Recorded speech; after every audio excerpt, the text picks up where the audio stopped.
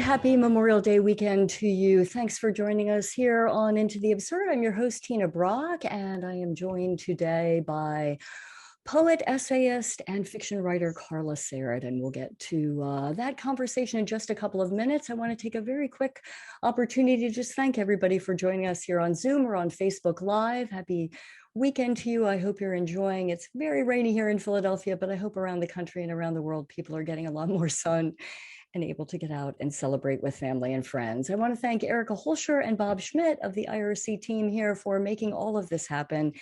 And it's hard to believe that it's almost been a year that we've been coming to you every Saturday at 5, and we couldn't do this show without them and without you in the audience. So thanks so much for being there with us. And we hope you'll put your questions and comments in the chat, and we'll do our very best to get to those today with our conversation with Carla. I am in front of a photograph of San Francisco, and that is where Carla is living now. I first got to know Carla as an audience member coming to Into the Absurd, or not Into the Absurd, coming into the IRC's shows as an audience member. And she is from the University of Pennsylvania, and we'll have her talk a lot more about that. So I think the best thing to do right now is just to get Carla Sarett to the table and welcome her to Into the Absurd. Hello, hello. Hello, Tina. Thank you so much. And let me just say that one of the bright spots of living in Philadelphia was IRC and your theater productions. And I miss them a great deal. I don't think San Francisco or most cities in the country have any equivalent. Oh, well, you're kind to say so. And I can't wait. We were talking about this before the show. I cannot wait to get back out onto the stage. And your background today reminds me of just the most beautiful scenic design of a production that one could possibly want. But it also reminds me of poetry, which is what we're here to talk about today, and essays. And I'd like to begin the conversation with your time at the University of Pennsylvania, your PhD, what you studied, and then what brought you out to San Francisco. My, that's a lot. It is a lot. So I began, I sort of fell into a doctorate, if that, I had been working in publishing in New York, and like a lot of young people, was at a loss as to what to do with my life. And I decided to go get a graduate degree. And I must say, out of a hat, I picked communications because I knew a certain professor at University of Pennsylvania through a friend of mine from Bennington, and her Bennington professor had gone there. And so I ended up getting a doctorate in communications and specializing in children's fantasy play, which was sort of on the fringes of what most people were studying, but I'd always been interested in imaginative play. And I did both my master's thesis and my doctorate crawling around preschools and studying the games that children played. And in my doctorate, I analyzed the games that children were playing that were based on television and film stories. So Jaws games, Star Wars games, Wonder Woman games, Superman games, and it was enormous fun. It was enormous fun, and the children were amazing. And you're never bored watching Imaginative Life. Mm-hmm. Had you been writing at the time you were getting your PhD? Had you been writing essays? Had you been writing poetry? No. So that part hadn't even... No, I never wanted to be a writer. I was not a child who wanted to be a writer. Why was that? I was a child who wanted to be an actress. I studied theater from the time I was a very little girl. I went to the American Academy of Dramatic Arts, and I wanted to be a Shakespearean actress.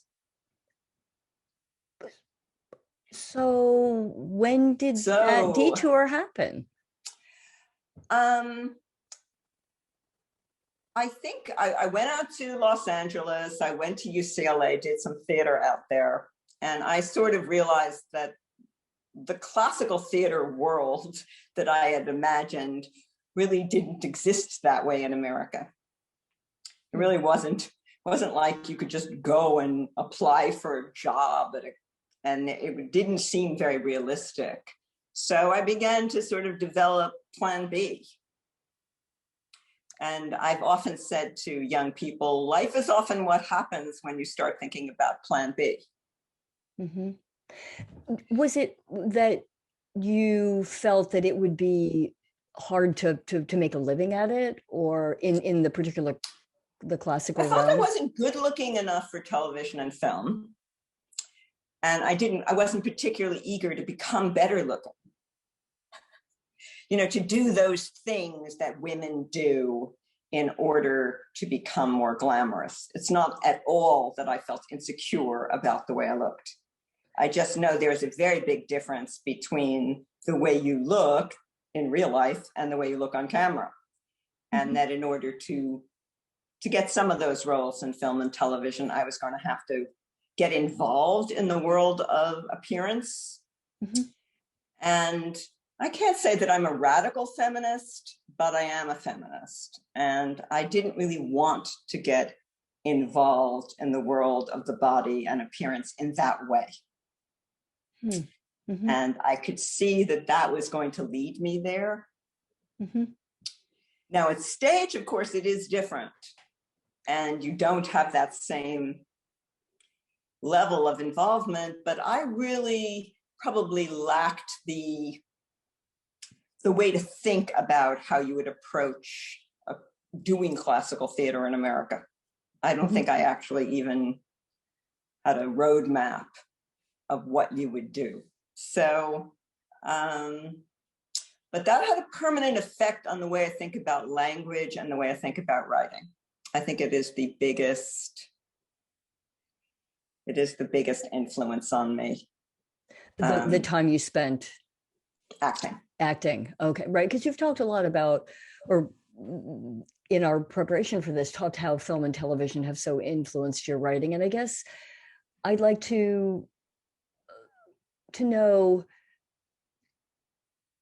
when you have an idea, how do you know whether it wants to be an essay, or it wants to be a poem, or it wants to be a piece of fiction? And where do your most fertile...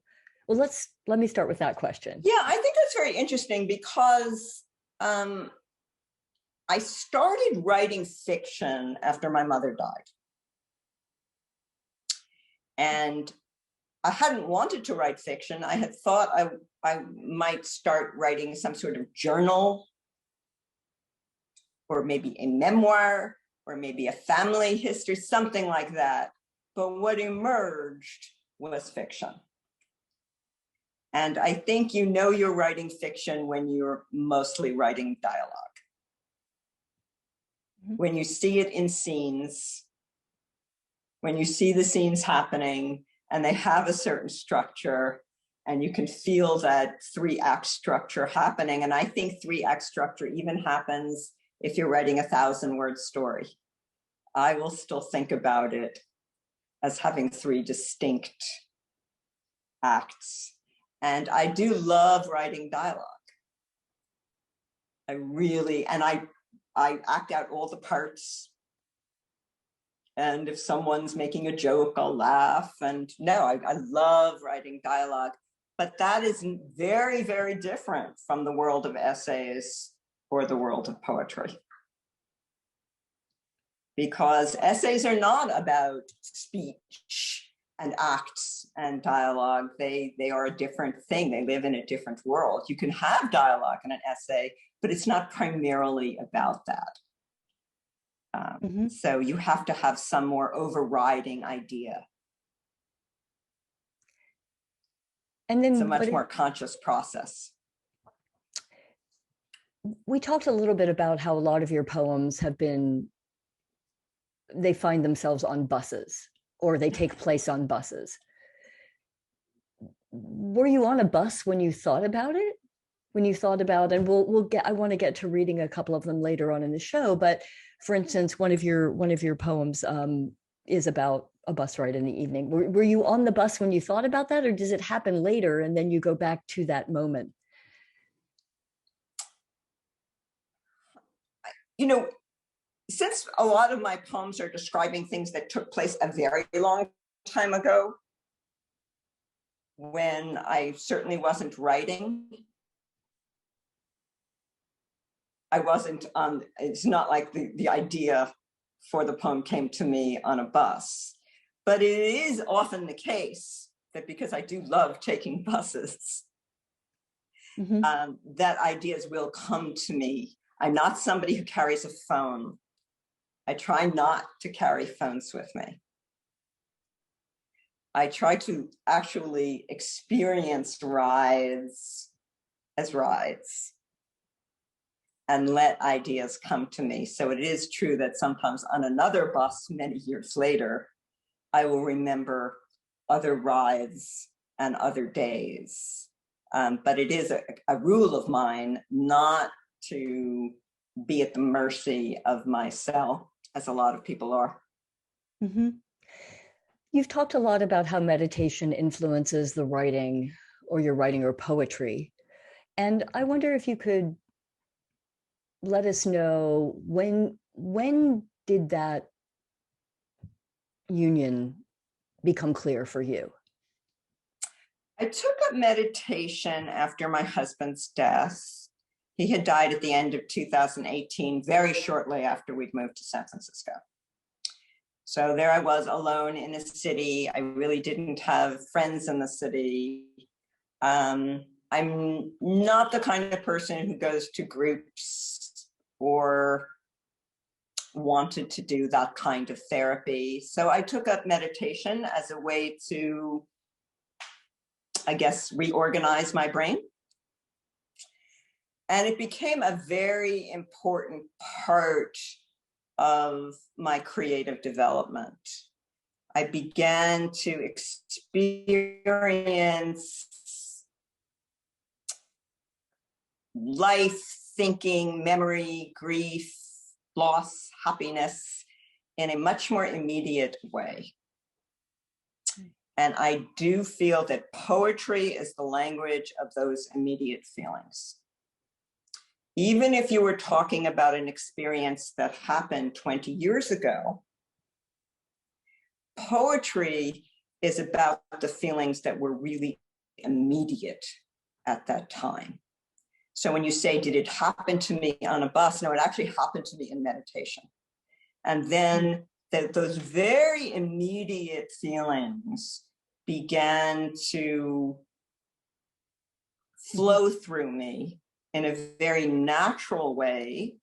And when I started to write, instead of writing a short story or an essay, which I had been writing, what came out, I realized, were poems. And at first, I didn't know they were poems. So I sent them to some poets. And I said, is this a poem? Did I write a poem? They said, oh, well, this is a poem. I said, how could I write a poem? I said, well, that's what you did. You should keep doing it. And that, I think, is what meditation teaches you. To just do it. To let your brain do what it wants to do. Not to tell your brain what to do, to let your brain lead you naturally. And I think it is why so many poets meditate. It's funny to think about. I was, reading today, and we'll get to a couple of your poems, but Saint Sebastian, the one that you talk about, where you go to the Met, and it's very crowded, but you find yourself in an exhibit. Well, actually, would you mind reading it for us? Oh, I'd love to read it. So this was originally published in Third Wednesday, and it has been reprinted in Soul Lit, which is a spiritual magazine. Saint Sebastian. Only a few hours left, enough to catch an exhibit at the Met. Packed as usual, impossible. But one gallery was empty. A work by Andrea Mantegna of Saint Sebastian, so I recall. Although I confess, all saints look the same to me, give or take a stigmata or a horse. I sat for a long time with Mantegna's sky ruins, arrows, incandescent pain. I do think I felt what arrows meant, what faith could mean, inflamed by reason. I wept, knowing on the bus down Fifth. I think of dinner, bread and wine, and ordinary skies. I'd soon forget flesh pierced by arrows. All I'd have left was my departure. I think that so beautifully captures, at least, for me, that experience of union with beautiful works of art of any form, but certainly that's, I felt that feeling, that transcendent feeling of being in the museum many times. And so I guess, when did you write this poem? I wrote it about a year ago, I'd say. And was it I guess it was published in autumn 2020. Was that a case of it being a thought, a memory that came directly from meditation? Yes. The experience? That poem came to me very distinctly in meditation. I began to see the painting,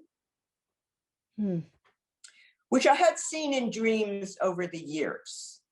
That painting had a very, very big impact on me. And it was one of the few times I've actually cried in front of a painting.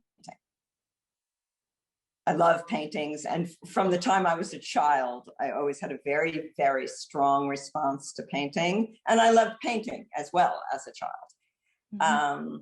But that painting was one of the few times I remember weeping. And so in the meditation, the image came to me, and also the image of myself on the bus, going down.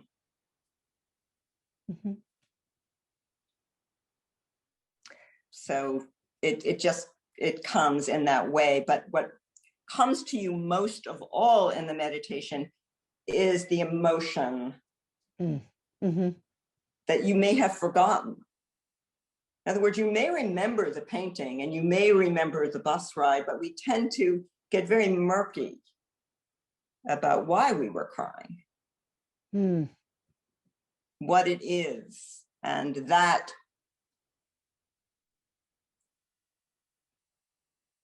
comes to you.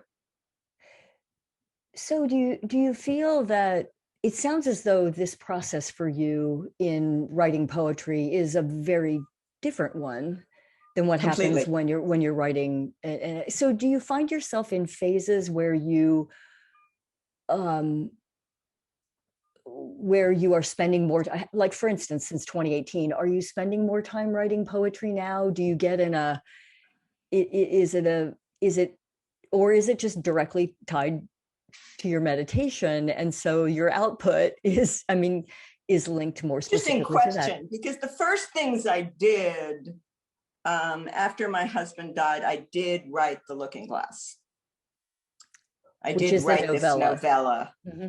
And I think that process came very naturally and was the result of a lot of research I had been doing on forgotten female artists. And so that work also flowed very easily. It felt, and the characters became so real to me, my goodness. I mean, it's hard for me to believe that I made them up, because they were so real to me. And letting go of them was very hard because I had become so intimate with them. So it is a very different process. It is a very different process. So I think that for me to get involved with fiction again, it's this reluctance on my part to end things. When the problem with fiction is it has to have beginnings, middles, and ends. Poems aren't really like that. They're more like moments that you can keep on going. And there is something sort of artificial about ending a novel. And you just end it because a novel needs an ending. Right. But is the desire that you want the story to continue to go on? I mean, would you continue, if I it have didn't... thought about writing a follow-up to The Looking Glass because I feel like there's another story. So, but I would have to, again, your brain, you're right, there are different phases that your brain goes through in creative life.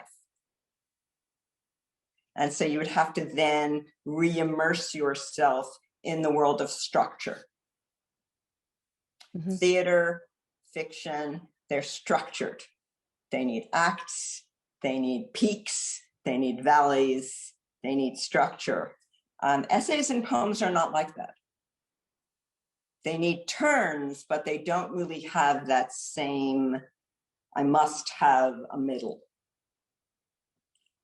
And as you know, in theater and fiction, the big problem is the middle. Mm-hmm. Do you feel that so in 2018, when you were writing a lot of poetry and you immersed yourself in writing The Looking Glass, how did you end up leaving it? Well, with The Looking Glass, because The Looking Glass is structured as a series of linked short stories. It's not written in a completely conventional way for a novel. I wanted to leave it with the mystery somewhat unresolved. I knew that where I wanted it to end, that I didn't want it to be that you know exactly what's happened at the end. I wanted it to have a little bit of a question mark at the end, because I think that's a big question mark we have about women in art in general. You know, what happened to so many of these female artists that we know we got discovered centuries later or in someone's attic.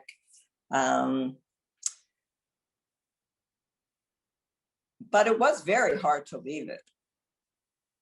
It was very hard to leave it. What was the impetus behind the novella? What was the thing that got you started writing it? What it started was an essay. My husband had asked me to contribute an essay to a Festschrift from my dissertation advisor, Larry Gross. And he suggested that I do a piece. He knew that I had become very obsessed with all these forgotten female artists. And since Larry's specialty was aesthetics, I decided to contribute an essay on 3 forgotten female artists of New York, whose works are actually quite public, and anyone could know them if our consciousness of art history were a little different. One of them was the artist Emma Stebbins, whose statue is in Central Park as you enter from Central Park South. And her story and the lesbian circles of the new women in Paris, and I felt there was a lot of meat in her story. And so when I began to research other artists who were a little later than she was, I fell in love with some of the artists of the Rockport Art Colony, one of them Gertrude Fisk. And so I was thinking of a nonfiction book, but after my husband's death, I didn't feel I had any more the academic chops to carry it off. I didn't have the patience for footnoting. I had lost that sort of patience. And I realized in even contributing the essay, I didn't want to do that anymore. I didn't want to have footnote 3, Hochmeyer and Hochmeyer wrote in 1960. I just didn't want to do it. And then somehow I began working on this short story. And the short story didn't want to end. And so the short story became one of the short stories that I put in the novella. So when you say it doesn't want to end, how does that feel to you? Is it that you just have a need to keep writing, or you can't figure out how to end it, or what is that? How does that manifest it in Well, your in this daily life? particular case, I wrote a story from the point of view of the niece, which is now, I guess, chapter 3. And I always knew how the niece was going to end up. I always knew what her story was going to be and the kind of art she was going to produce. So I always knew that story, even when I wrote this initial short story. And I wrote the short story and I thought, you really need to know more about this, and you need to know more about this for this story to have its resonance. It can't really live alone. It will just wither. It could be like a single daisy in a vase. And so then I wrote the story before that. And then I began to realize that it needed all the stories. I'm thinking back to earlier in the conversation when you sent the poem to your poet friends to say, is this a poem? And I guess at what point did you start to feel as though I'm a poet? Well, I still don't feel that way. I mean, because I started writing late in life, writing fiction, I had always published a lot in business. I'd always been a very fluid writer. When I first started writing fiction, I just thought it was going to be a hobby. Because I was still running a very successful business. And I thought, well, this is just what I do to be less crazy. But that's actually not a bad reason to write or be involved in the arts in general, to be less crazy, to find a way of making sense of the world we're in. So it was a similar process of, this is what's happening. I seem to be publishing short stories. Who would have thought this?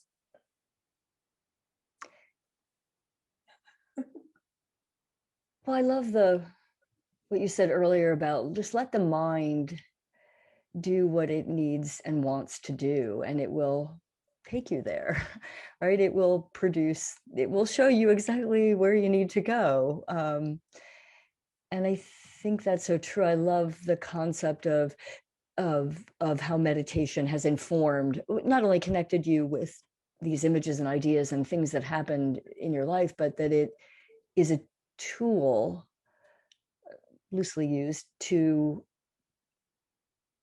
it's like you have all these colors on your palette, and meditation is the thing that is like mixing them up, do you practice by yourself? Yes. And how frequently do you meditate? I meditate twice a day.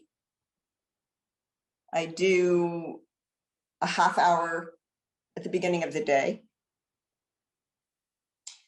unguided. So it's really just the same as setting a timer. And then I usually do a guided meditation or a more focused meditation at the end of the day. That's more like a 20-minute meditation, in which I usually focus on one of two themes. One is what you're resisting in the world. Just asking your mind what you're resisting. And then the other, what gives you happiness in the world. So it's usually one of those. But I think at the end of the day, those are good things to ask yourselves. And does it change? Does it from day to day? What you're resisting is whatever is you're feeling in that moment. Very often you will find what you're resisting is you don't like working on a computer, or you don't like doing so many Zoom sessions, or one of the things that I learned from my resistance meditation is that I prefer writing in a notebook. It's not always very deep things that occur to you. Sometimes it's very simple things. And very simple things are what life is about. You know, writing is itself a very simple thing. You have to get words down in some way. So you prefer to write with an instrument as opposed to writing on a computer? Yeah, I generally try to compose in a notebook nowadays. I wrote the novella by hand. It's a very different feeling. It gets rid of all these other things that are happening. Just it's you and yourself without worrying too much about how it looks. One of the things that happens when you work on a screen is that you begin to worry too much about how things look. I mean, structurally and you on correct the page? all these errors, and you start editing before you've even really connected. And that it's just sometimes you will find that when you just take yourself away from all this technology, so what is it I'm trying to say? Let me get back to Claire and James at the table. What kind of conversation are they having? And let me just record it. My mind will tell me where it's going, and not worry too much. Because editing is a very different thing. Mm-hmm. And computers are great for editing. Do you have a specific place that you write in your home?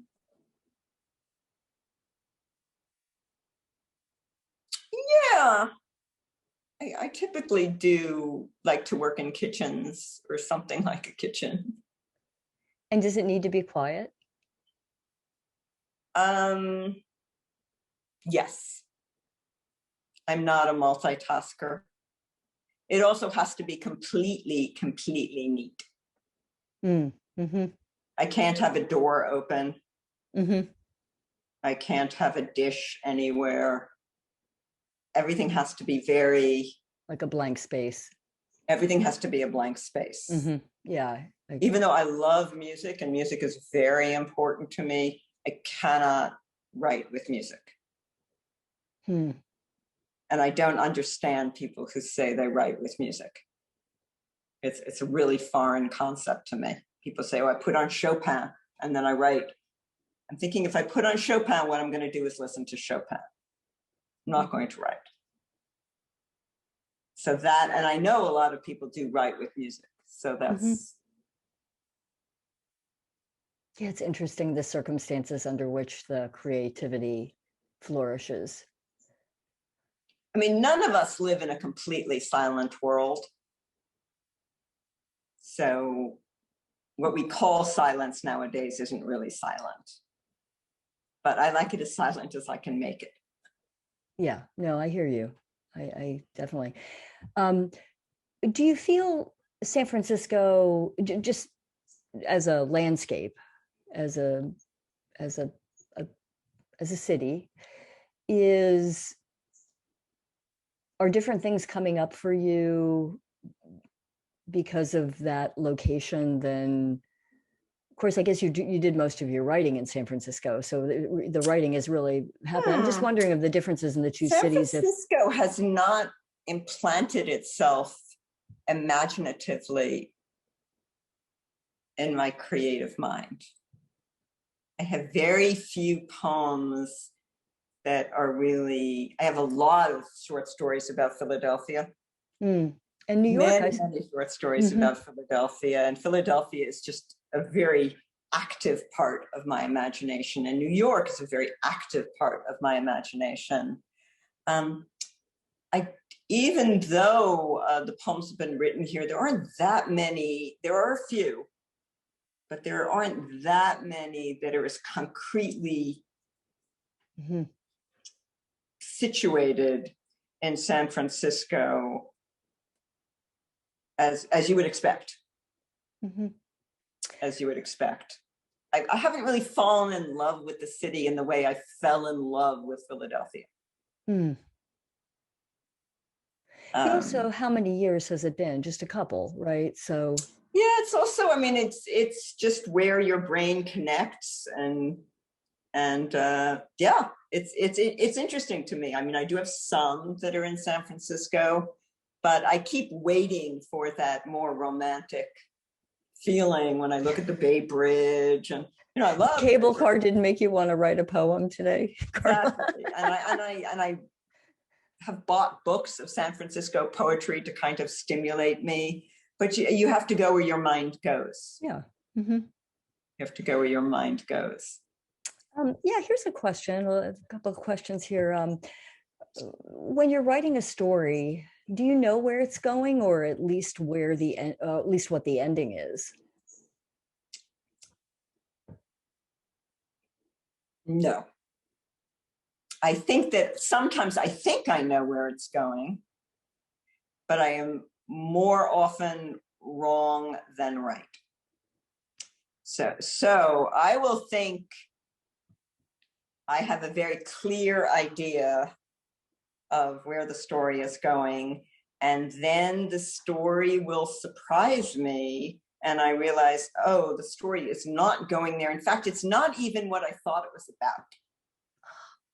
And does that happen on the page, or does that happen in the page, or does that happen outside of, like say, after meditation or on a walk, that this discovery comes to? No, it actually happens in the process of writing. Mm-hmm.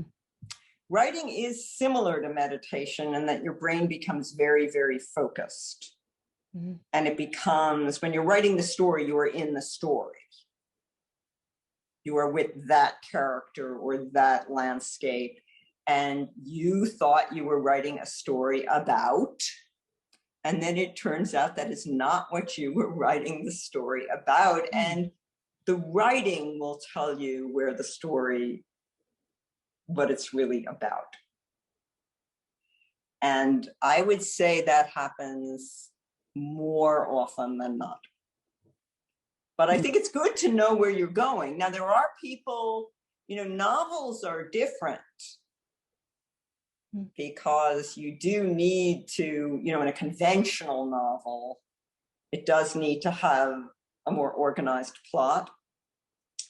But that's one of the joys of writing short stories, is that they can really take you off the diving board. And you're like, wow, I really didn't think I was writing a story about this. And who knew? That's so fascinating. But I guess, like art forms, on stage, you have a structure, and you're working probably much more tightly to that structure. You're not changing the story, but things can often be, the mind can just be so surprising in how it interprets things on any given day. How you could be doing the same thing, for weeks straight, and then suddenly there's the interpretation on a line in a show. So one night is just, you're doing Seagull, you can read it, you could play it 100 different ways, and you'll be right every time. Mm. So do you feel like this place that you found yourself in now, with your training in theater and your work with children's imaginative fantasy play and whatnot, is kind of this wonderful package of, like you said, your plan B ended up being this wonderful union of these dreams and previous explorations? Does that feel like the right fit for you?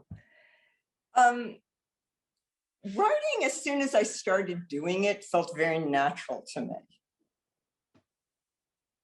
in a way. And the only thing that had ever felt that natural to me was acting. Mm. Everything else felt like there was a lot of effort involved. And writing does feel like a very natural, it seems like my brain works. It makes up stories very easily. It creates dialogue very easily. It just does that very easily. I can sit down, if you ask me to invent a story about you and me having lunch in Philadelphia, I could write 20 different plots. It's the way my brain works. It's a very natural thing for my brain to do. It doesn't feel, so yeah, I guess I always say to young people, you just do not know what you're going to want to do. Because if you had told me I would ever want to write fiction or write poetry, I would have just blinked. Well, because didn't you say earlier that you didn't want to write? No. You didn't want to be a writer. You thought, no, I was a very, very, arty kid. I was painting all the time. And I was pretty good as a painter. And as I said, I was acting, I knew all these sonnets, and I knew Moliere and what have you. But I don't recall ever writing a short story, except if you were assigned it in school. So as a kid, when you would write, or when you did, there was never someone said, yeah, you really ought to write, or you're a good writer, or did someone say that and you were just like, I am not writing. It's not what I'm doing. Well, I was a very, very good student. So everything I did, I was just one of those very studious little children. I was like a wind-up doll. You wound her up, you sent her to school, she did her homework, and she came home with A's. It was like a little wind-up doll. So I did well in everything. I was very good in mathematics. I was very good in science. How did your parents influence, do you think, your home life influence your sort of direction or choice? Was it sort of whatever you wanted to do was really accepted? They were very, very accepting parents. My mother loved poetry. And she would recite a lot of poetry. And I realize now she recited it from memory. But she was always reading me Poe and Tennyson and Coleridge. And of course, as a kid, I was memorizing a lot of Shakespeare. But my parents, I think that whatever I would have wanted to do. My father was very upset when I left acting. Really? Yes. He said, I think you're leaving acting for the wrong reasons. You shouldn't leave something because you're afraid of failure. There are other ways to skin a cat. You could lead a community theater group. I had taught children dramatics in high school. He said, you could do children's theater. You're making this decision too early. Do you think it was right? And there were a number of other floating variables in the picture, as there always are in life. But yeah, that's the kind of dad he was. He was a very supportive person and a very wise person, because he was right he was right about the reasons I was leaving. Like, he understood that I wasn't making a completely rational decision. Cogent argument. Right. On it. So yeah, I think, but looking back, it's very unusual for a parent to say that. I was going to say that might have been one of the first times I've ever heard, Carla, someone's parent saying to them, you're making the wrong decision. I think it's a great story. You must stay. That's really interesting. Do you like city buses or long distance buses? I like city buses because I like the experience of people getting on and off. I love seeing people interacting on city buses and where they're going to go. And I make up stories about where they're going. Like, are they going to meet their boyfriend? Are they visiting their mother? Are they going to the museum? And you don't really get to do that on a long distance bus. Yeah, there's less acts in a long distance bus ride, right? Like in a short distance, you can have a lot of acts in the same play because people get on and off, and yeah. And nowadays with long distance travel, I mean, I used to love Amtrak in the days when people would talk to you. But nowadays with computers and cell phones, nobody talks to anyone else on a train. So what is the point of it? You don't really get the whole feeling of meeting strangers on a train and hearing all their wonderful stories. Yeah. So that whole experience that. Yeah. Stranger on a train, right? Yeah. You don't really have that anymore, because much more likely you sit down and somebody is just staring into a laptop. Or having a very loud conversation that. Yeah. But no, that I would like. Well, on a phone, I was thinking more. If they're having an argument with their boyfriend and I can hear it. You can write a story about it. I'm in heaven. That's true. It can be very dramatic. That's true. How do you think your study, your PhD studies? I'm really fascinated with this children's imaginative play. How does that find its way into your? Does that find its way into your work? I think that when you study fantasy play, it's like studying cave paintings. You are in touch with the roots that we all have in us, that we are all creatures who love to create stories and play different roles. And you watch all these little people playing out these mythic characters. Mm. They're rescuing, they're chasing, they're going to the moon, they're forming an army. It could be Homer and it's on the playground. So I think you are very much in touch. You realize that human beings are story-making, art-making, myth-making creatures. That's who we are. You can't get rid of it. I mean, schools try to get rid of it. During this last year, did you was there a particular spark or that was happening for you in that storytelling aspect? Did you feel a particular urge to be creating more, or were you creating less? I wrote an amazing amount of poetry during the pandemic.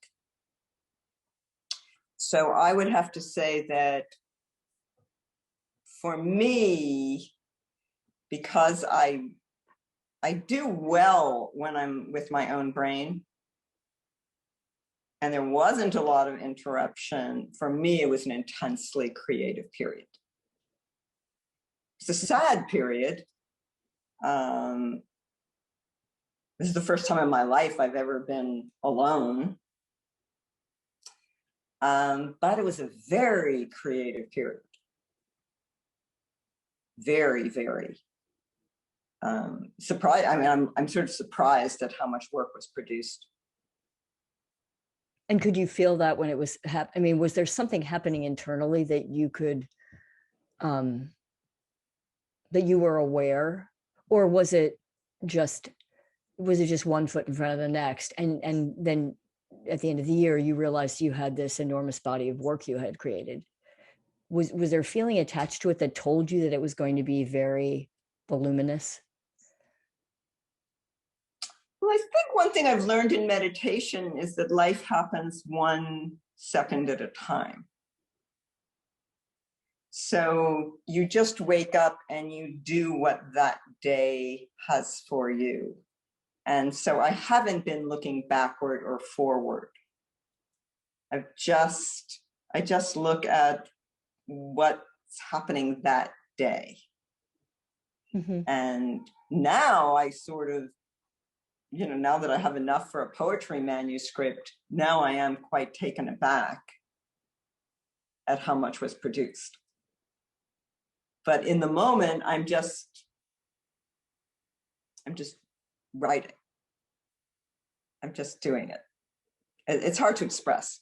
No, I understand that. It's it's 1 foot in front of the next, and before you know it, you've created this thing, and you're not aware that you're necessarily in a very fertile period. You're just doing it. So that makes sense. Do you have a feeling internally at the end of a day of writing, or an hour of, like, for instance, like, how long would you sit down to write in a day? Do you write until you just feel you're stuck, or do you get stuck? Well, I am a I'm a lifelong bookworm. So I have to read a lot every day. I must read a lot every day. That's just part of who I've been as a child. You know, I was the child in bed with the flashlight. So I do read a lot, and a lot of my ideas come while I'm reading. I have a very, very intense relationship with music.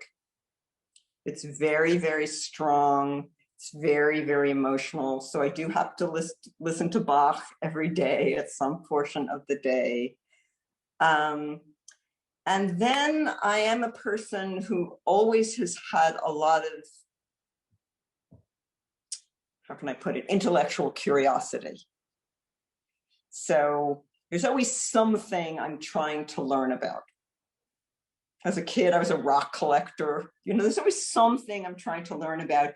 And somehow in that mix, either because of what I've read or what I'm studying or some response to the music, then I'll have to go write. And it will just, and I'll look up and a few hours have passed. So it's not necessarily the same time every day. No, and it often surprises me because I'll look at the clock and I'll be thinking, wasn't it just 1 o'clock? How is it 5 o'clock? And I'm still on line 12. You know, I'm still the same because I have that, once I'm in something, then I'm just going to think about it until I don't have to think about it. And I can put it down for a few hours. But I am often surprised at how much time goes by. I'm not a fast writer, never have been. And so for you, is it more a sense of flow? In other words, you don't, do you have like blocks where it's hard for, you know, where you're kind of stuck? Well, I think with short fiction and poems, because they really do have to land. You know, a poem has to, you know, they have to end. They have to have that turn, have that ending. Sometimes you've worked on something and it's really quite good, but it doesn't land right. And so then you just have to put it away for a bit. You should put it in your notebook and start working on something else. Because figuring out that last piece is not, you can't just keep going through it. You have to put it aside and you have to let your brain do something else. You have to let your brain do something else. And then it may be months before you come back to it. And you can't push that. I think that when you push it, the ending will feel forced. And then return to it and let your mind lead you where it needs to go. That happens very often with short stories. Where you put them aside for a while. You must put them away. How many? And then when you come back to it, then you'll know where it has to end. How many would you say are percolating right now, or like waiting in the queue? Well, right now I'm very obsessed with, I know I want to write a series of poems about Gainsborough's portraits of his daughters. So I've been reading a lot about the girls and about Gainsborough. So I don't know how many poems that will be, but I know it is going to be a series of poems on those portraits. So, and I'm also, yeah, there are a bunch of poems that are yikes in that. I call them problem children. Yeah. They're problem children poems where I feel they're almost there, but the ending is not quite there. Do you feel that, gosh, how do I put it? When you're looking at something and you said, you feel it's good, but you don't know how to end it. does your, how do you know it's good? Is it just that you have a sense of completion or a sense of having, used that spark well? This is something all artists talk about a lot, is, many people think, well, you're not really the best judge of your work. Mm-hmm. For me, I only have one metric, which is probably not an aesthetic one. I just think, how clearly does this connect with me emotionally? Did the actual feeling, and I often cry when I write or laugh when I write, mm-hmm. Do I feel that it's, because I'm not trying to write super technical poetry. Mm-hmm. I don't really like poetry where I can't understand what the poet is saying. And I don't like fiction that's too intellectual. I want people to read something I've written and know why I wrote it. I want them to have a feeling. They don't have to have exactly the feeling I had, but they have to have a feeling. And poetry that doesn't do that, it might be super successful, but it's not really that interesting to me. And so when I look at my work, I think, did I manage to communicate in language that's interesting the feeling that I had? And that's it, That's all I can ask of a piece of writing. Or theater.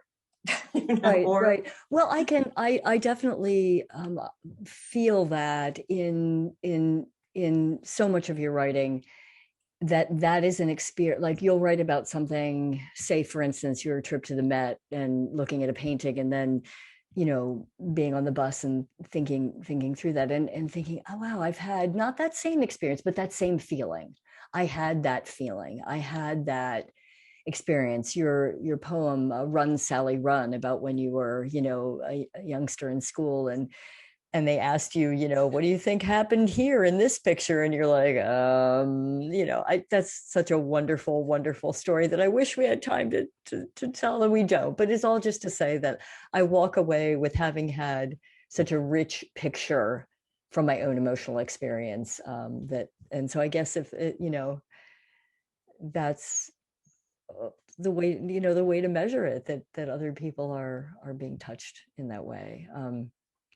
I wish we had more time to. This has been so great seeing you. Yeah, I'm delighted with everything that you have going on and how prolific you are. Bob put the link to your website up in the chat there, so everybody can take a look. And I do hope you'll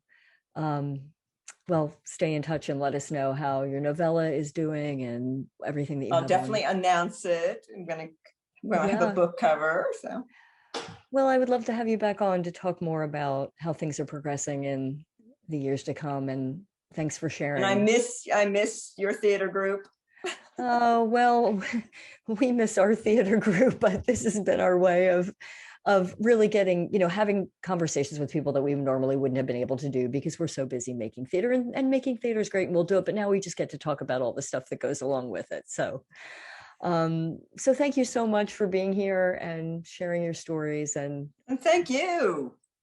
Thank you very much. You're welcome.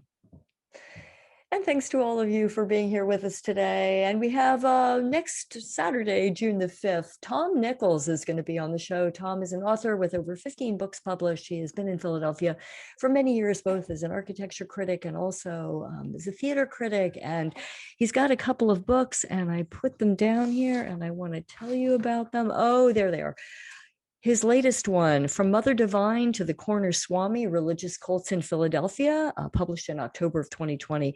And also Philadelphia Mansions, Stories and Characters Behind the Walls, published in March of 2018. So just a couple of the things we'll be talking to Tom Nichols about on next week's show, and his entire body of work. So I hope you'll join us. And in the meantime, have a very safe week ahead. Be well, enjoy your friends and families. And thanks so much from everybody here at the IRC for being a part of the show. Be well.